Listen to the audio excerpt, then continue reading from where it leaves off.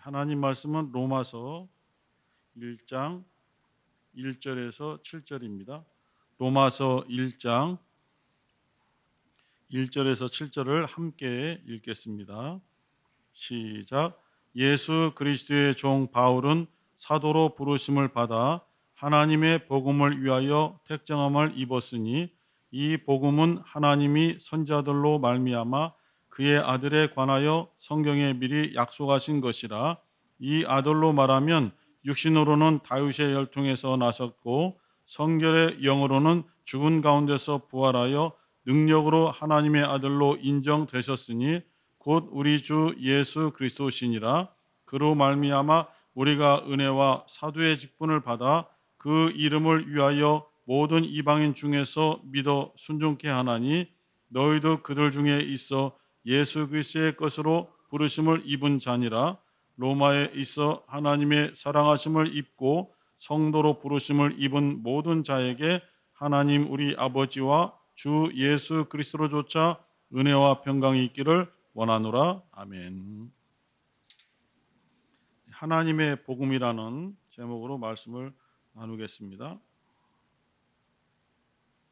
1절에 바울이 자기가 하나님께 택함 받은 이유가 하나님의 복음 때문이다 라고 밝혔습니다.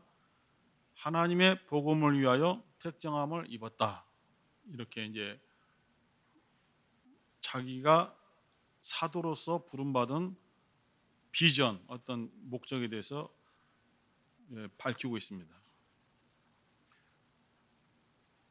하나님께서 이 죄인된 인간들을 구원하기 위해서 예수 그리스도를 통해서 이루신 계획, 이루신 사역, 이루신 모든 것들을 복음이라고 말할 수 있습니다. 복음이라는 것은 하나님이 계획하지 않은 것은 복음이 아니죠. 그리고 예수 그리스도가 빠지면은 복음이 아닌 거예요. 예수 그리스도를 통해서 하나님께서 이루시는 일이죠. 그것이 복음인데, 기독교 구원의 메시지의 가장 기초가 요한복음 3장 16절입니다. 하나님이 세상을 이처럼 사랑하사 독생자를 주셨으니, 독생자는 하나님의 아들이죠. 예수 그리스도이십니다. 이는 저를 믿는 자마다 멸망치 않고 영생을 얻게 하려 하심이니라. 하나님께서 독생자를 주셔서 죄인들을 구원하고자 하니, 죄인된 입장에서는 하나님이 공개하시고 하나님이 보내신 독생자를 믿으면은 멸망받지 않는다. 구원받을 수 있다. 영생 얻을 수 있다. 이러한 아주 구원의 기초적인 메시지가 요한복음 3장 16절입니다. 사도 요한은 구원에 대해서 이렇게 중요한 것들을 이제 말씀을 우리에게 보여주고 있는데, 요한복음 1장 12절에도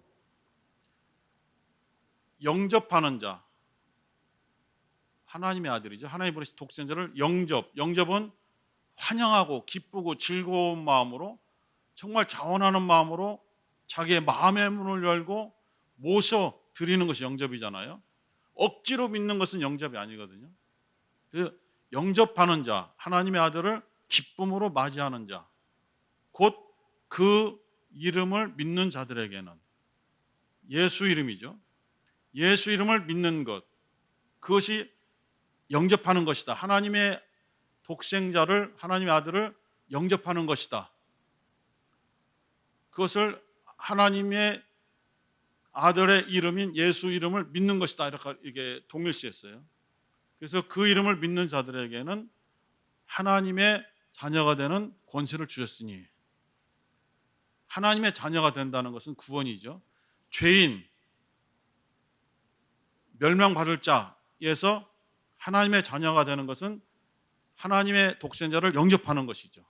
하나님의 아들 예수의 이름을 믿는 것이 영접하는 것이다 이렇게 표현했어요. 그래서 항상 예수 이름 믿으세요. 주 예수를 믿어라. 그리하면 너와 내 가정이 구원을 얻으리라. 사도행전 16장 31절에. 그전에는 어떤 역에 가면은 남자 변기에다가 다 붙여놨어요. 사도행전 16장 주 예수를 믿어라 이렇게 했었는데, 예수를 믿는다는 것, 그것이 도대체 구체적으로 어떤 것인가? 입술로 오늘부터 내가 예수 믿겠습니다 고백하면은 예수 믿는 것으로 인정이 되는 것인가? 고민되는 거예요. 그러나 우리는 그것을 잘 알지 못하기 때문에 교회에 처음 나와서 하나님께 예배하는 그 순간을 내가 구원받은 그 시점으로 보는 사람들도 있고, 교회 여러 차례 나와서나 등록을 하지 않고 미루다가 교회 어느 교회에 정식적으로 등록하되 등록하는 날, 그날이 내가 구원받은 날이다 라고 그렇게 알고 있는 사람들도 있고, 도대체 어떠한 시점이 정말 구원받은 시점일까 고민되는 거예요. 우리 요한이 또 말한 것 중에 요한 1서 5장 11절과 12절을 보겠습니다. 요한복음 5장 요한 1서입니다. 요한 1서 5장 11절과 12절. 시작.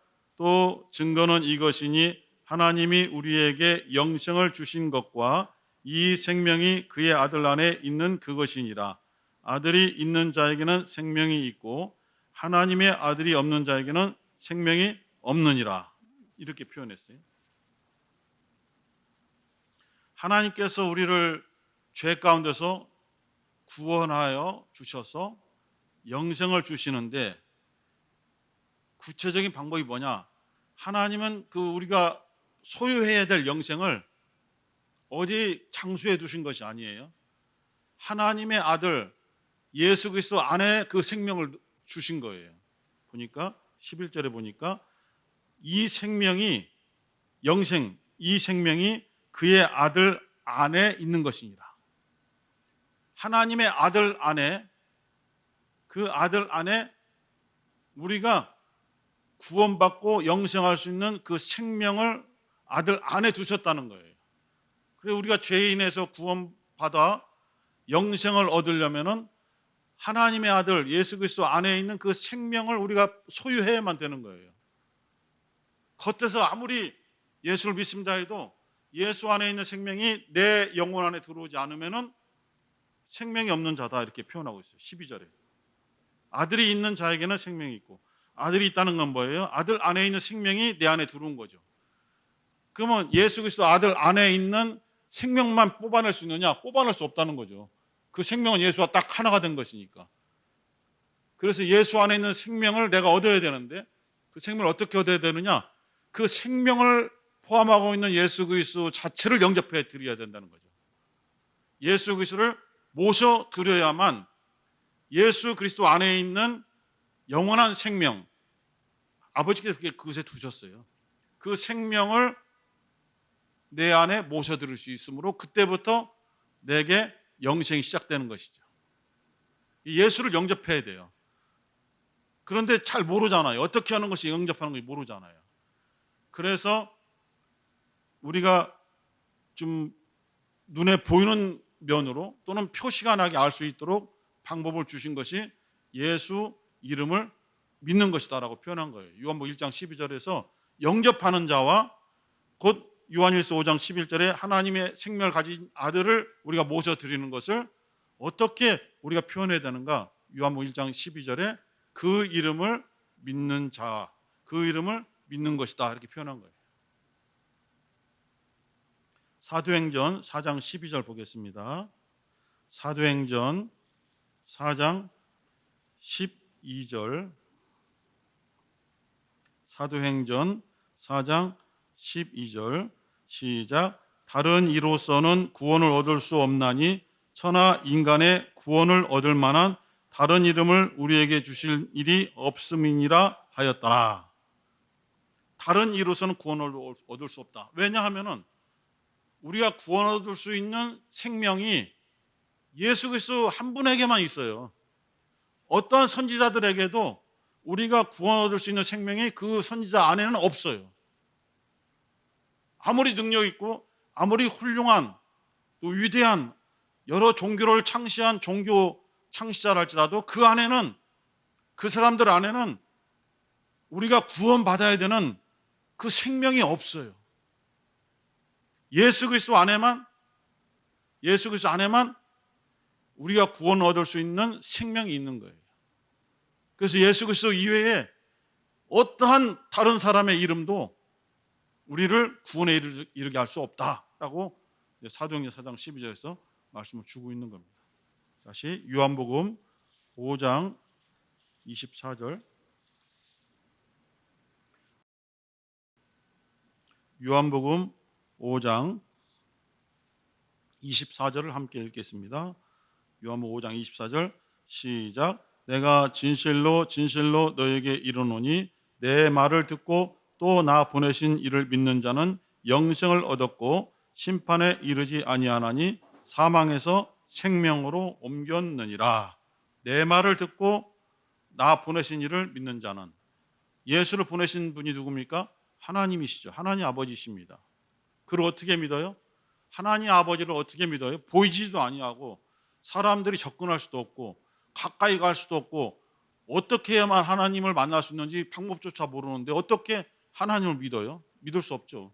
그래서 그 하나님이 보내신 분을 믿어야 되는데, 하나님 보내신 분이 예수인데 그 예수를 어떻게 믿어요? 외모만 보고 믿습니까?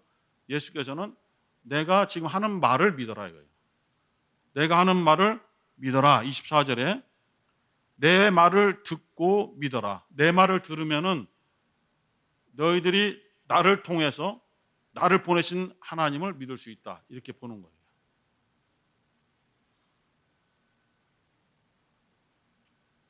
요한복음 14장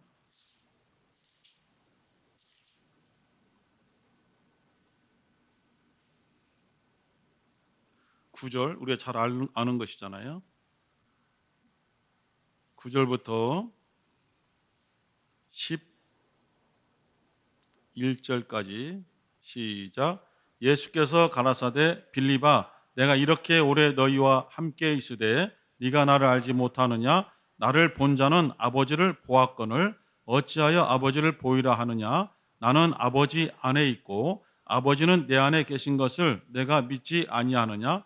내가 너희에게 이르는 말이 스스로 하는 것이 아니라 아버지께서 내 안에 계셔 그 일을 하시는 것이라. 내가 아버지 안에 있고 아버지께서 내 안에 계심을 믿으라. 그렇지 못하겠거든 행하는 그 일을 인하여 나를 믿으라.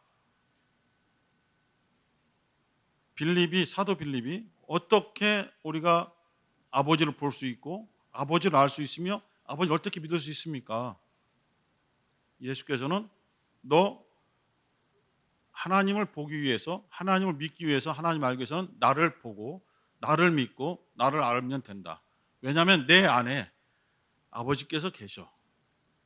하나님의 영원한 생명이 내 안에 충만히 계셔. 하나님의 진리의 말씀, 생명의 말씀이, 그 말씀이 내 안에 계셔. 그래서 나를 보고 나를 통해서 내 입에서 나가는 말씀을 네가 듣고 믿으면은 너는 보이지 않는 나를 보내신 아버지를 믿는 것이야. 왜냐하면 내가 하는 말은 내가 내 마음대로 내가 생각해서 내 스스로 하는 것이 아니라 아버지께서 내 안에 계셔서 그의 말씀을 나를 통해서 하시는 것이야. 그러므로 이 말을 듣고 믿으면은 나를 보내신 아버지를 또한 믿는 것입니다. 이렇게 이 구절과 아까 읽었던 구절에서 연속해서 말씀을 주고 있습니다. 예수를 믿는 것이 모든 인간의 최고의 목적이 되어야만 돼요. 아무리 모든 방면에서 뛰어나고 성공을 해도 예수를 믿지 아니하면은 구원을 얻을 수 있는 다른 길이 없거든요. 영원한 생명, 영생을 누릴 수 있는 다른 방법, 기회, 과정이 예수 말고는 전혀 없는 거예요. 그래서 예수께서 요한복음 14장 6절에서 내가 곧 길이요 진리요 생명이니 누구든지 나로 말미암지 아니하고는 아버지께로 올 자가 없느니라. 예수는 다른 여러 가지 방법 중에서 여러 가지 어떤 우리가 선택할 수 있는 것 중에서 하나를 선택하면 돼. 그것이 아니라 이것밖에 없어.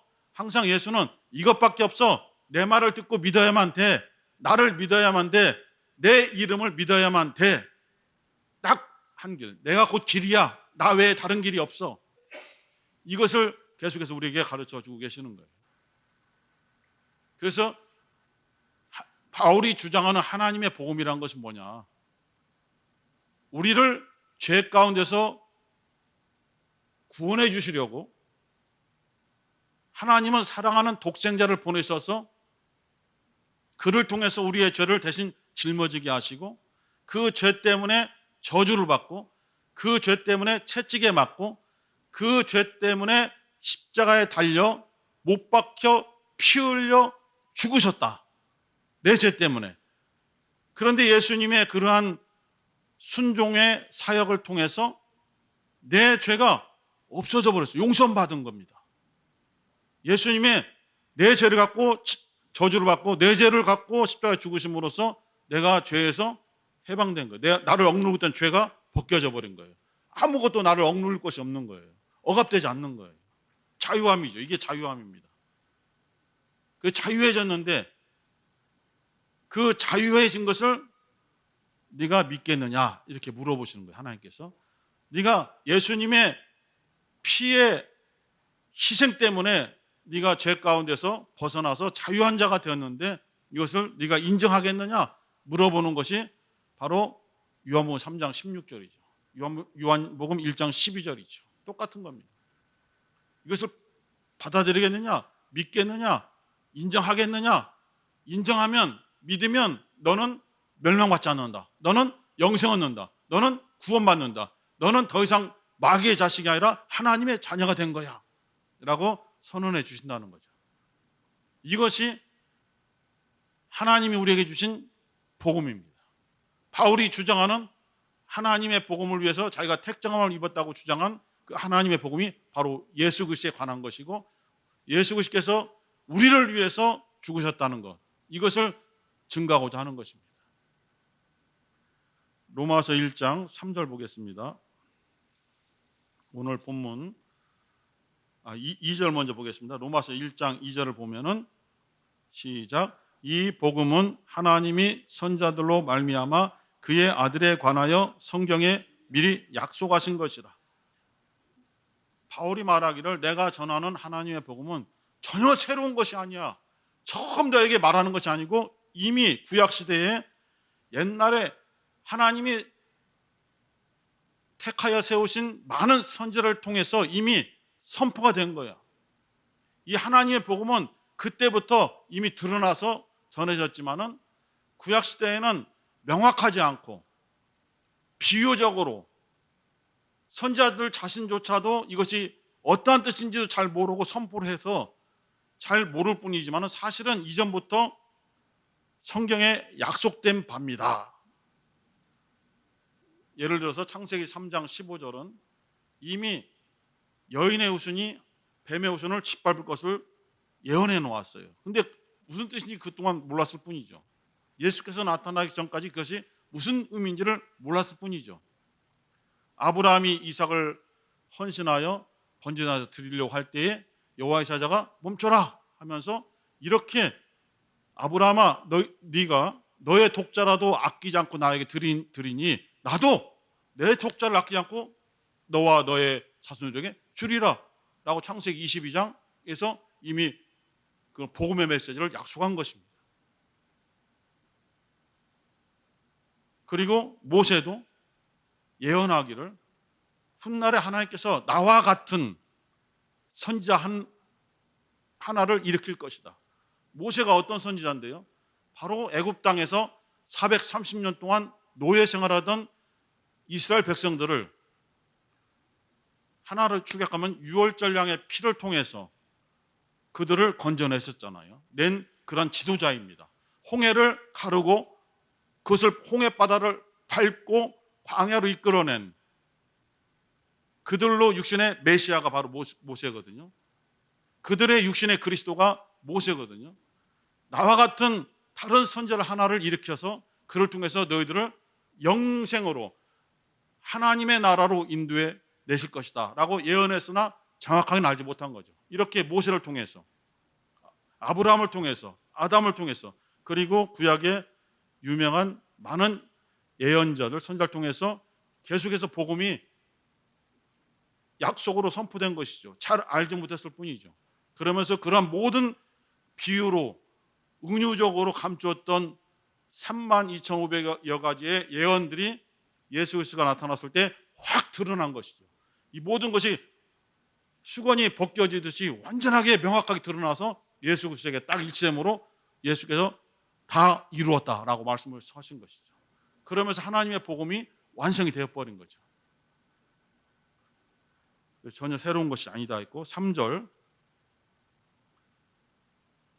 4절 함께 읽겠습니다. 시작. 이 아들로 말하면 육신으로는 다윗의 혈통에서 나셨고 성결의 영으로는 죽음 가운데서 부활하여 능력으로 하나님의 아들로 인정되셨으니 곧 우리 주 예수 그리스도시니라.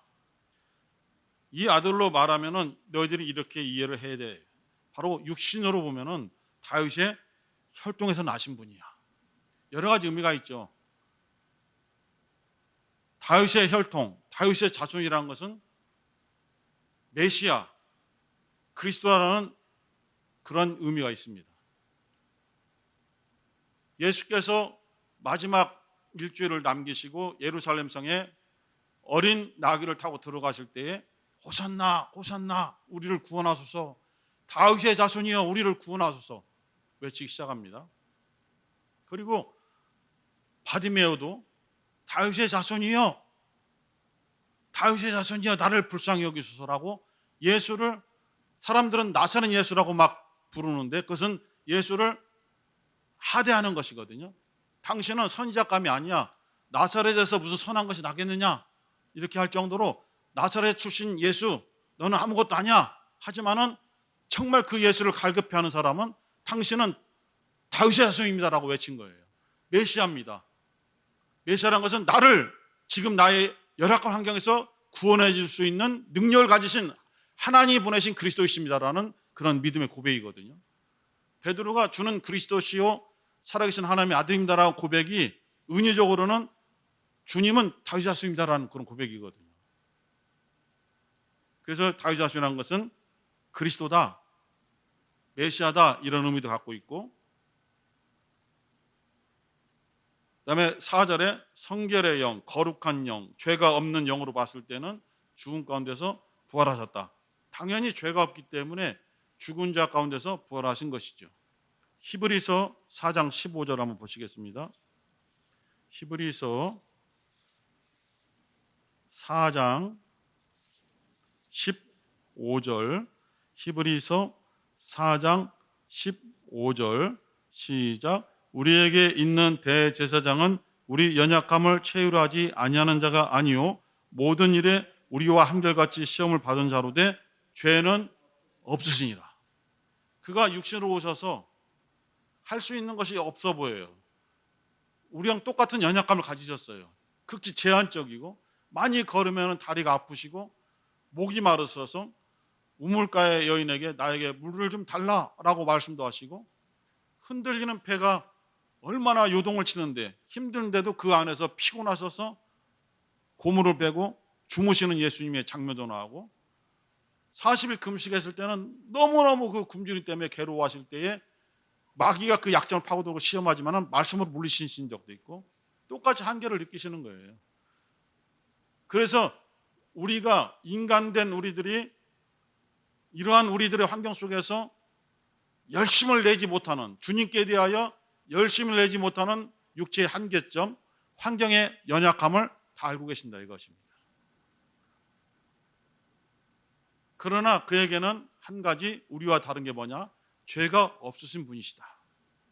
죄가 없다는 것은 죽음을 이길 수 있다는 뜻이고 그것이 부활로서 증명이 된 것이죠. 성결한 영으로 보았을 때에 육신적으로는 다윗의 혈통이지만 영적으로 봤을 때는 이는 죽음을 이길 수 있는 부활의 능력자, 부활의 권세자, 그분이시다라고 인정하는 것이죠. 그러면서 능력으로 하나님의 아들로 인정되셨다. 다른 성경에는 하나님의 아들로 선포되셨다, 드러나셨다, 확정되셨다, 이런 뜻을 가지고 있습니다. 예수는 창세 전부터, 영원 전부터 하나님의 아들이신데 왜 부활하셨을 때 하나님의 아들이라고 비로소 그때 인정이 되었는가? 그것은 우리의 시각으로 봤을 때에 예수께서 마리아의 태에 잉태되어 태어나셨고 육신적으로 똑같은 성장 과정을 거치시면서 어려운 중에서 고통당하시고 고난당하셨지만은 사람들은 그 예수를 인정하지 않고 계속 학대하고 핍박하고 비난하고 했지만은 이에게 죄가 없는 분이라는 것을 하나님께서 부활로서 공개시킨 거예요. 이는 영원 전부터 하나님의 아들이지만은 육신으로 오셨다고 해서 하나님의 아들이 아닌 것이 아니야. 비록 너희들의 연약감을 짊어지려고, 너희들의 죄와 저주와 모든 연약감을 짊어지시고 너희들 대신에 그것을 다 담당하시려고 이렇게 고생하시고 힘들게 살다가 결국은 죽었지만은 부활한 것을 보아라. 그는 본래부터 하나님의 아들이셨다. 이것을 만방에 선포한 것이죠. 이것이 바로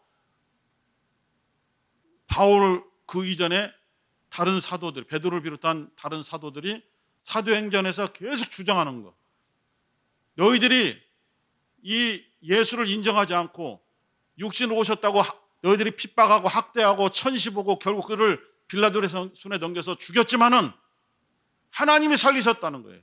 하나님은 죄가 없다고 판단하시고 이는 근본 하나님의 아들이시고 죽기까지 하나님 말씀에 순종의 모범이라 이거예요. 그래서 죄를 없다는 것을 보여주시고 죽음 가운데 머물 수 없다는 것을 보여주시기 위해서 하나님이 살리셨고 우리는 처음부터 이 일의 목격자다, 이 일의 증인이다라고 선포한 것이죠.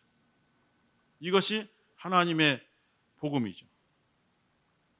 이러한 예수를 우리에게 보내셔서 우리의 죄와 저주를 대신 짊어지시는 것은, 그래서 우리에게 구원을 주시고 영생을 주신 것은 우리의 노력 0.0001%도 전혀 들어가지 아니한 100% 하나님이 거저 주시는 선물이라는 것이죠. 그것이 바로 은혜입니다. 우리 에베소서 2장 5절 보겠습니다. 에베소서 2장 5절. 에베소서 2장 5절 시작. 허물로 죽은 우리를 그리스도와 함께 살리셨고 너희가 은혜로 구원을 얻은 것이라. 구원을 얻은 것은 우리의 열심, 우리의 보여주는 것, 헌신, 노력 전혀 아니다. 오직 하나님의 은혜다. 이걸 플러스해서 더 자세히 설명해 준 것이 8절에 있습니다. 에베소 2장 8절 시작. 너희가 그 은혜를 인하여 믿음으로 말미암아 구원을 얻었나니 이것이 너희에게서 난 것이 아니요 하나님의 선물이라. 하나님이 거저 주신 것이 은혜인데 이 은혜를 내 것으로 만들기 위해서 필요한 것이 있다. 내 노력이 아니라 이미 하나님께서 100% 하나님의 선물로서 베풀어 주셨는데 그것이 우리에게 효력이 나타나기 위해서는 우리에게 무엇이 필요한가? 바로 믿음이다. 무슨 믿음입니까? 예수를 믿는 믿음이라니까요. 예수를 믿는 믿음. 예수를 누구라고 믿어요? 하나님이 보내신 그리스도, 하나님의 아들로 믿는 그 믿음. 그 믿음만 있으면 하나님이 베풀으신 은혜를 전부 다 우리 걸로 소유할 수 있고 체험할 수 있다는 것입니다. 그것이 바울뿐만 아니라 신약에 나타난 하나님의 복음의 총체적인 어떠한 메시지가 되겠습니다. 이 시간 기도하실 때에 우리에게 성령의 감동으로 하나님의 말씀을 조금 더 깊이, 조금 더 넓게 깨달아 알 수 있게 도와주시고 이렇게 우리가 말씀을 통해서 배우고 깨달은 것들을 우리가 체험할 수 있도록 우리 삶의 현장에서 영적인 능력으로 나타날 수 있도록 인도하여 주소서. 주여 한번 부르시고 기도하겠습니다. 주여.